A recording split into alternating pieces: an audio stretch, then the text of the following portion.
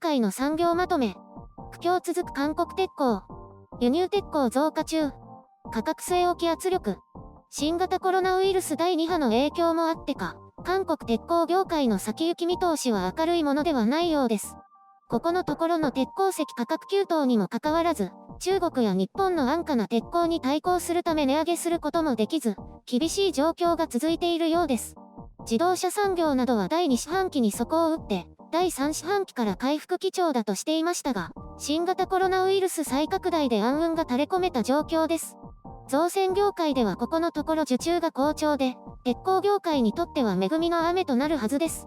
しかし最近では価格の安い中国製や日本製の鉄鋼が多く使われるなど、韓国の鉄鋼メーカーにとっては苦しい状況が続いています。韓国では鉄鋼の輸入割合が 31% と、ドイツの 16% や日本の 10% と比較しても非常に高い水準となっています。最近では中国メーカーや日本メーカーが価格を引き上げているため、韓国メーカーにとって有利な状況が生まれると見ています。しかし自動車メーカーや造船メーカーがこれに応じるかどうかが問題で、収益性悪化の懸念が続いています。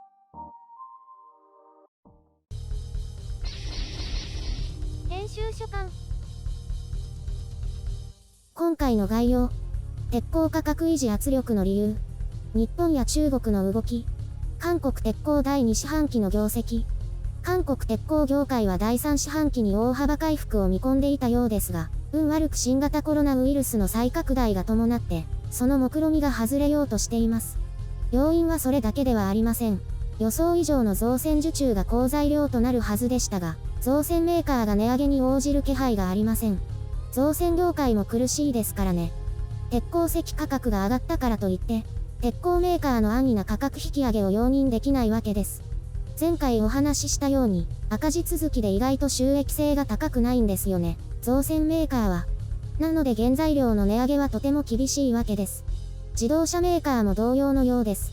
こうした時に国内企業同士の協力というのはないんですね。ちょっと不思議です。メーカーもそれぞれ厳しいんでしょうね。同じものが目の前に安くあるのだから。こうして価格引き上げを妨げているのが日本の鉄鋼で、これは以前、韓国の船は日本の鉄でできている、と紹介しました。今や安価な日本の鋼材が韓国造船メーカーに人気です。日本はオリンピック需要を見込んで第1四半期に大量生産しましたが、国内の鉄鋼消費は激減。今や中国鉄鋼よりもさらに安価で韓国に流れているようです。とは言っても韓国も需要自体が減っているので、輸出量が大幅に伸びているというわけではありません。あと、直売以外の鉄鋼価格は上昇し始めているので、韓国メーカーも少しは交渉できるのではないかと思います。今や中国は国内インフラ整備のために大量に鉄鉱石を買い漁っています。これが鉄鉱石価格上昇の一因。さらに感染症拡大でオーストラリア、ブラジル、ペルーの供給量も減少していることが重なって、価格が急騰しています。中国はそれほど鉄鋼需要があるというわけで、おそらく韓国も大量に輸出しているはずです。熱延後半に至っては、前年同月比で 1000% を超えたと報じられています。価格が上昇して利益が出るようになったと見られていますね。日本も中国への輸出は前年同期比で 60% 超と増えていて、増え続けている在庫量解消の一助となっています。日本も新型コロナウイルスの第2波に悩まされていますが、経済活動は順調に回復していて、第3四半期の業績は回復基調だと見られています。ここが心理的に賃貸気味の韓国とはちょっと違う点ですね。日本は高炉メーカーが高炉を再稼働するなど、本格的な生産拡大を見据えています。対中国ですが、最近の報道では在庫量が増えていて、価格は横ばいということなので、韓国鉄鋼業の復活にどれほどの助けになるかはわかりません。こういう話をするのはちょっと気が引けますが、日本も韓国も中国も、この夏の災害で建設需要は増えているんですよね。建設関連の鉄鋼需要は増えるわけで、不謹慎な点もありますが、メーカーにとっては助けとなっていることでしょう。あ、でもこうした建材でも中国製が増えてきているようですね。韓国製鉄業は大丈夫でしょうか。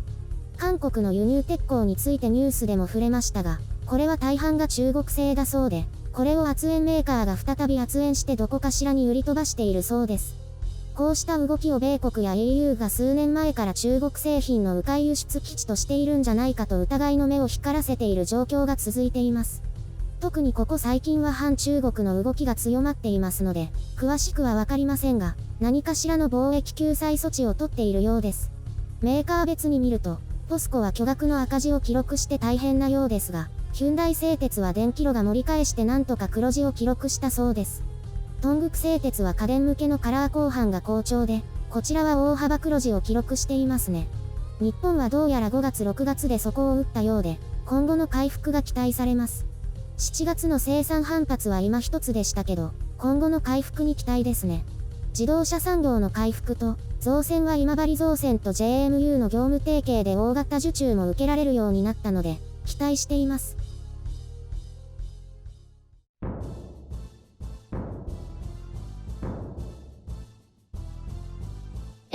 今度は鉄ですか？日本にとってはそんなに明るいニュースではないですけどね。そうなんですか？まだダメですか？徐々に明るい兆しは見えてきていますけどね。鉄鉱石価格がまだ上昇を続けているので、これが安定しない限りはというところです。コロナのせいってことですよね。コロナと中国のせいですね。中国が大量に買い占めて鉄鋼を大量に生産しているので、おかしなことになっているようです。中国は一体何してるんですか？海外建設は進まないだろうからと、国内にひたすら投資するという戦略をとっているんですよ。いわゆる内需拡大政策ですね。そんなにすることあるの？さあ、港湾整備とか土木建築とかたくさんしているらしいですよ。あとは西部開発といって、西の奥地の開発を進めるんだとか。自然破壊じゃない？まあ、開発は基本的に自然破壊だけどね。それで鉄が大量に必要ってことなんですね。そういうこと。だから日本や韓国からも大量に輸入しているようですね。輸入する必要あるの？全部作ればいいんじゃない？鉄鉱石の価格が上がることを見込んで、今のうちに大量に鉄鋼も確保しているんじゃないかと思うけど、在庫量が増えているらしいし。あれ？韓国の話は？忘れてた。韓国も少なからずその恩恵は受けているみたいですね。あれ？さっきは中国から輸入しすぎてパンパンみたいに言ってませんでしたっけ？パンパンではないけど、いくつかの分野で中国製のシェアが上がっていたり、価格で日本製や中国製に押されたりしているようですね。国産の使えばいいじゃないですか。わざわざ輸入しなくても。価格差が大きいから輸入せざるを得ないんですよ。じゃあ値下げすればいいじゃないですか。国内企業に売るんだから。そしたら赤字になるんですよ。どうせ次は給料を下げろとか言うんでしょ？バレた。すごい。なんでわかったの？誰でもわかるよ。金属労組が毎年賃上げ要求しているのに値下げ要求とか絶対に無理。今年は静かにしてるんじゃないの？赤字を出したポスコは比較的静かみたいね。他はどうか知らないけど。でも給料は下げられないんだ。そこが難点なんだけどね。でも、企業としてはストライキが起きないだけでもマシだと思います。そういえば韓国のお医者さんのストライキはまだやってるの？全然関係ない話だけどやってるよ。もうすごい戦いになっていますよ。試験をボイコットするとか、免許取り消しだとか言って。そっちの方が面白そう。鉄鋼無視しないでよ。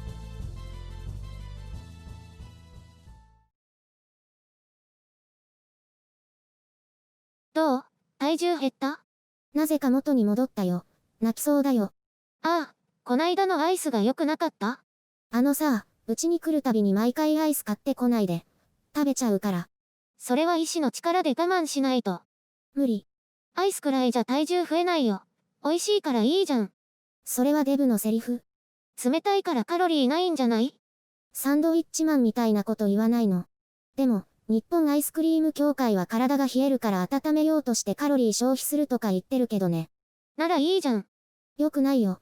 アイスって中毒性があるんだよ。なんとなくわかる。私も最近食べ始めたら止められなくなっちゃった。